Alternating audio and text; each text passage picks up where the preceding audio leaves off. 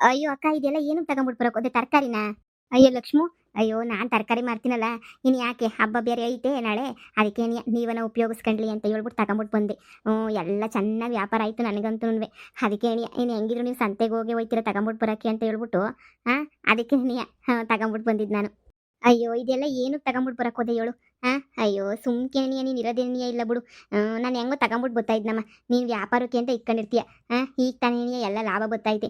ಲಾಭ ಎಲ್ಲ ಹಾಳು ಮಾಡ್ಕೊಂಡು ಇದೆಲ್ಲ ಯಾಕೆ ತರಬೇಕು ಹೇಳು ನೀನು? ನೀನು ಸುಮ್ಮನೆ ಎತ್ಕೊಂಡೋಗಮ್ಮ, ಏನು ಬೇಡ, ಮಾರ್ಕ ಹೋಗು. ನಿನ್ಗೆ ಏನಿಯ ಬೇಕಾಯ್ತದ ಕಣಕ್ಕ, ಸುಮ್ಮನೆ ಎತ್ಕೊಂಡೋಗು ಪಾಪ, ನಿನಗೂ ಕಷ್ಟ ಐತೆ. ಅಯ್ಯೋ ಹಂಗೇನಿಲ್ಲ ಲಕ್ಷ್ಮು, ನೀನು ಸುಮ್ಮನೆ ನೀ ತಗ, ನಾನೇ ನಿನಗೋಸ್ಕರ ತಂದಿರೋದು. ಅಯ್ಯೋ ನಿನ್ಗೆ ಏನು ಹೇಳ್ಬೇಕೋ ಗೊತ್ತಾಯ್ತಿಲ್ಲ. ಸರಿ ಆಯಿತು.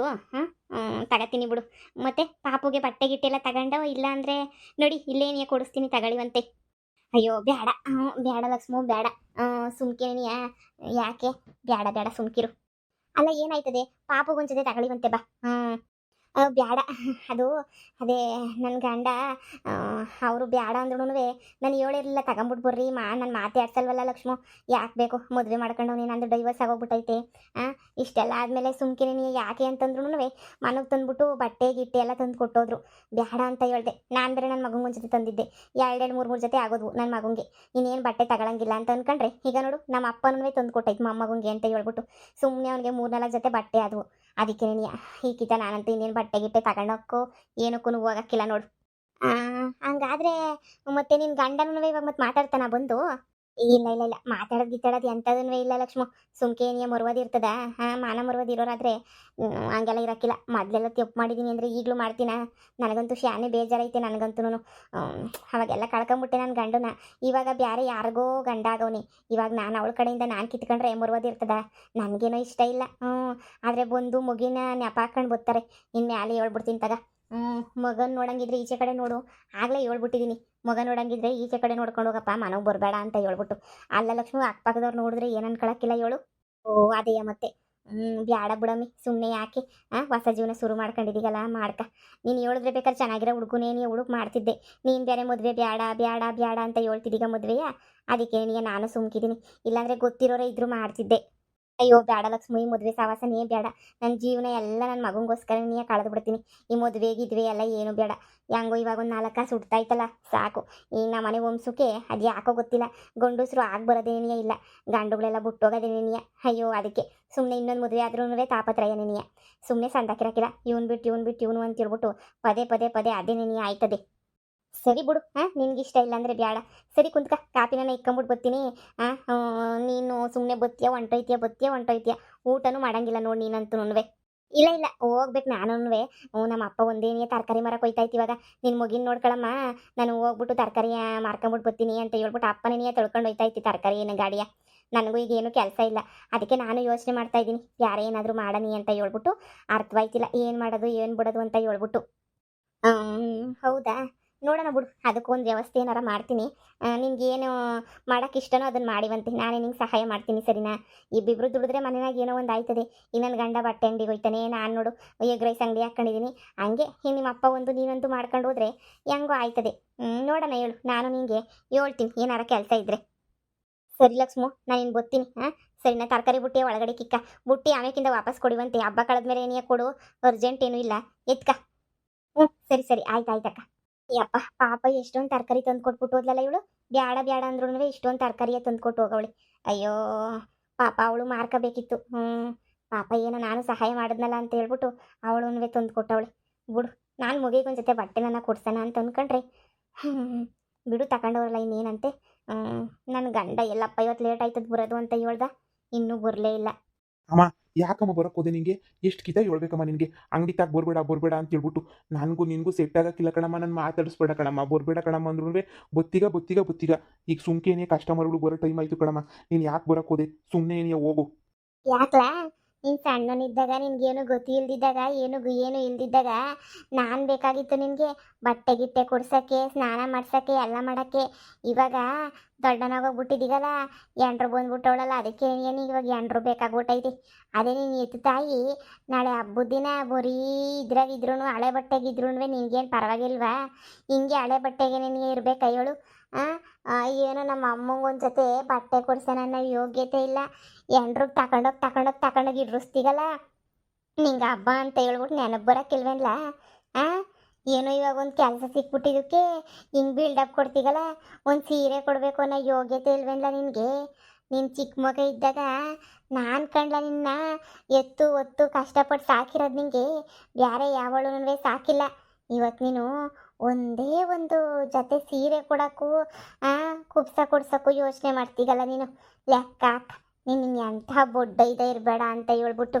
ಒಂದು ತಾಯಿ 5 ಜನ ಮಕ್ಕಳನ್ನ ಸಾಕ್ತಾಳಂತೆ. ಆದರೆ 5 ಜನ ಮಕ್ಕಳು ಒಂದು ತಾಯಿನ ಸಾಕಕ್ಕೆ ಯೋಚನೆ ಮಾಡ್ತಾರಂತೆ. ಹಂಗಾಯ್ತು ನಿನ್ನ ಪರಿಸ್ಥಿತಿ. ಸರಿಯಾಗಿ ಹೇಳ್ದೆ ಸುಮಿ, ನೀನಂತೂನುವೆ.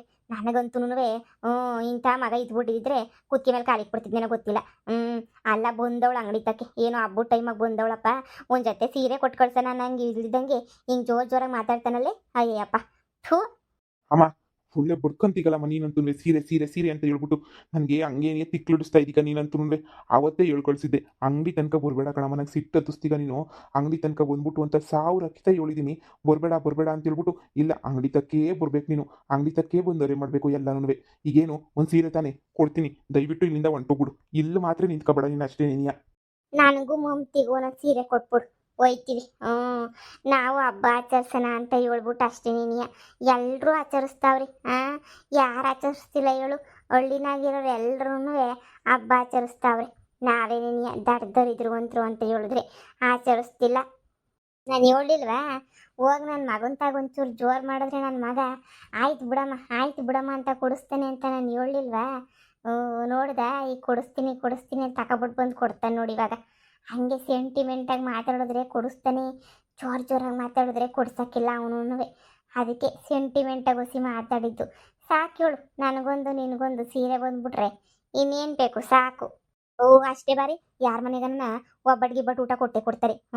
ಸ್ನಾನ ಗಿನ ಮಾಡ್ಕೊಂಡು ಫ್ರೆಸ್ಸಾಗಿ ಎಲ್ಲಾದ್ರೂ ನೀಟಾಗಿ ಹೊಸ ಬಟ್ಟೆ ಹಾಕೊಂಬಿಡೋಣ. ಇಷ್ಟೊತ್ತು ಹೊಸ ಬಟ್ಟೆ ಇಲ್ವಲ್ಲ ಅಂತ ಬೇಜಾರಾಯ್ತಿತ್ತು. ಆದರೆ ಇವಾಗ ಹೆಂಗೋ ಹೊಸ ಬಟ್ಟೆ ಎಲ್ಲನೂ ಸಿಕ್ತಲ್ಲ ಅಂತ ಖುಷಿ ಆಯ್ತೈತಿ. ಹೊಸ ಬಟ್ಟೆ ಇದ್ರೇನೇನಿಯ ಹೊಸ ವರ್ಷ. ತಗೊಳಮ್ಮ, ಇದ್ರಾಗ 2 ಸೀರೆ ಅವೆ, ಇಬ್ರಿಗೂ ಒಂದೊಂದು ಸೀರೆ ತಗೊಳ್ರಿ. ಯಪ್ಪ, ಇಷ್ಟನ್ನ ಕೊಡಬೇಕು ಅಂತ ಅನ್ನಿಸ್ತಲ್ಲೋ ಮಗ ನಿನಗಂತೂ. ಸಾಕು ತಗ. ಆ ಮನೆಯಾಳು ಬಿತ್ರಿ ಮಾತು ಕೇಳಲಿಲ್ಲ ಅಂದರೆ ನನ್ನ ಮಗ ಮಮ್ತಿ ತುಂಬ ನೆನೆಯ ಒಳ್ಳೆನು. ಆದರೆ ಆ ಮನೆಯಾಳು ಬಿತ್ರಿ ಅವಳಲ್ಲ, ಅವಳು ಬುಟ್ಟಿಗೆ ಹಾಕೊಂಬಿಟ್ಟು ನನ್ನ ಮಗನ ಹೆಂಗೋ ಆಟ ಆಡಿಸ್ತಾವಳೆ. ಇಲ್ಲ ಅಂತ ಹೇಳಿದ್ರೆ ನನ್ನ ಮಗನೂ ಒಂದೇ, ಚಿನ್ನನೂ ಒಂದೇ. ಅಂಥ ಒಳ್ಳೆ ಮಗ ನೋಡು. ಎಂಥ ಸಂದಕ್ಕಿರೋ ಸೀರೆ ಏನಿಯ ಕೊಡಿಸ್ಬಿಟ್ಟ ನಮಗೆ. ಬುಡ, ನಿನಗೂ ಒಂದಿನ ಅರ್ಥ ಆಯ್ತದೆ ನಮ್ಮ ಅಮ್ಮ ಏನು ನನ್ನ ಹೆಂಡತಿ ಏನು ಅಂತ ಹೇಳ್ಬಿಟ್ಟು. ಅವಾಗ ನೀನು ನಮ್ಮ ತಾಕೇನಿಯ ಹುಡಿಕೊಂಡು ಬತ್ತೀಗ. ಆ ದಿನಗೋಸ್ಕರ ಕಾಯ್ಕೊಂಡಿವ್ನಿ.